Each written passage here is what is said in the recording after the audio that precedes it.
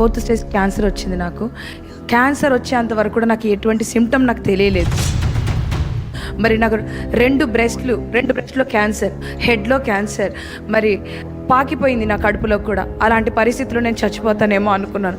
₹1 కూడా మా దగ్గర డబ్బు అయితే ఏమీ లేదు. ఆల్మోస్ట్ మేము అన్నీ కోల్పోయాం. మా ఇంట్లో మరణం తర్వాత మరణం.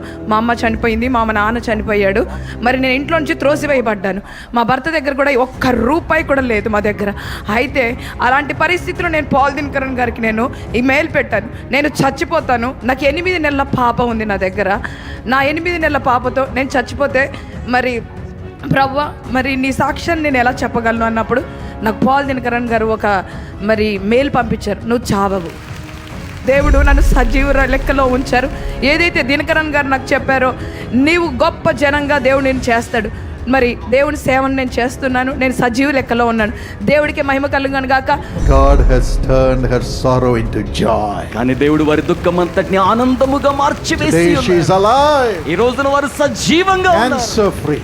క్యాన్సర్ వెళ్ళిపోయింది. And she can raise her children along with her husband తన and భర్తతో live a పాటు long happy life. భర్తతో పాటుగా బిడ్డల్ని సాగుతూ సుదీర్ఘకాలం జీవించగలుగుతున్నారు. Are you ready for your miracle? ఈ అద్భుతం కోసం మీరు సిద్ధమేనా? The same Jesus is here right now. అదే యేసు ఇప్పుడు ఇక్కడ మన మధ్యలో ఉన్నారు. చాలా సంవత్సరాల తర్వాత మరలా రాజమండ్రిలో ఈ ప్రార్థన పండుగలు జరుగుతున్నాయి.